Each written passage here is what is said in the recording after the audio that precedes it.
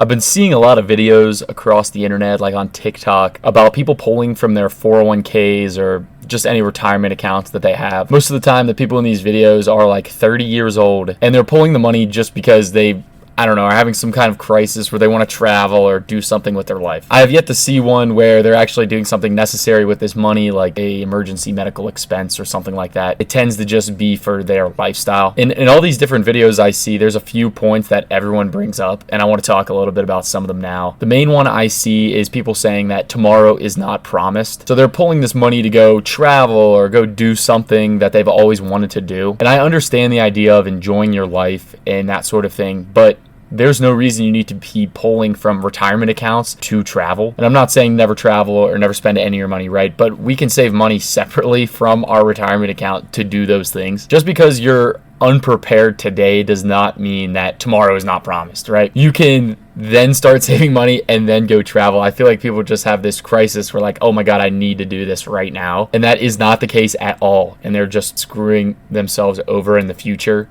by taking this money out because they are having a crisis in the moment. And I'm not anti-travel. I'm against stealing money from your older self because your 30-year-old self wants to go to Paris or do whatever you want to do. And I think people think their 401k is their own money and they can do whatever they want with it. That is, yes, it is your own money, but that money has a specific purpose, and that is to grow in the market over the 40 years that you are in your career. And pulling that money out, especially at an early age like 30, it is not the same thing as you just taking, $50,000, for example, out of your checking account. Depending on the retirement account as well, you might get hit with taxes and early withdrawal fees. And this is just, not good as well. So that $50,000 you put away and it grew, you can't even get that whole $50,000 back in most cases. You have to be 59 and a half to pull most of this money out. If you have like a Roth IRA, I think you're allowed to pull out what you've put in, just not any of the gains. So there are some ways to be able to get the most out of your money, but for the most part, you're going to be paying either taxes or penalties at some point if you're completely liquidating a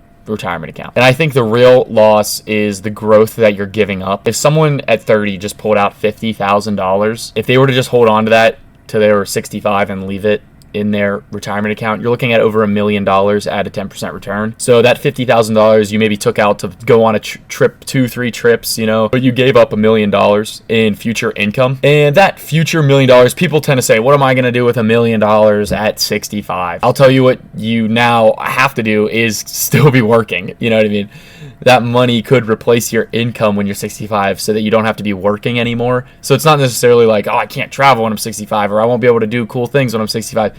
You're still going to be working, most likely. So that's one of the bigger pet peeves I have is, people saying, well, what am I going to do with $1 million at 65? And also, if you have kids or something like that, giving them money so they can accomplish what they want. When you're 65, your kids might be like 30 to 40, somewhere in there. I don't know. It depends on when you have kids, I guess. But imagine being able to just get them home or something like that. Right. So there's other things we can do with our money that are good rather than just spending it all on yourself traveling, or building a future income up for yourself so that you're able to actually retire. I think the withdrawing and doing whatever you want with the money is just people wanting to be selfish with their money and do whatever they want. And they're not really looking at the long-term goals of saving your money and investing it properly. Another point I have is that you're not able to just put the money back in a lot of the time. And a lot of people say, I'll just start investing later, which the math says the best time to start investing is today. So saying you're investing later is just hurting your growth in your own portfolio. And the IRS says that hardship distributions generally cannot be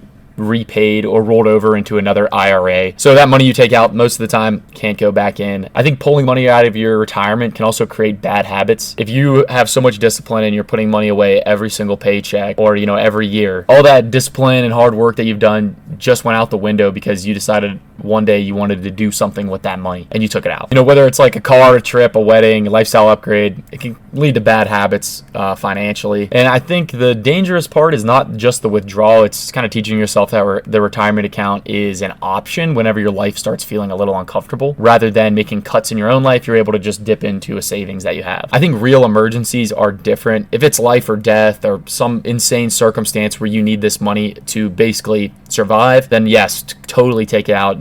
That's the only time I think you should be touching your 401k or your retirement account. And I think saving money gives you freedom too. People act like spending is freedom, but being able to save money for yourself in the future is also freedom. I think a lot of people think that, going on trips and doing whatever they want to do, that's really what it's all about. And that makes you feel the most alive and free.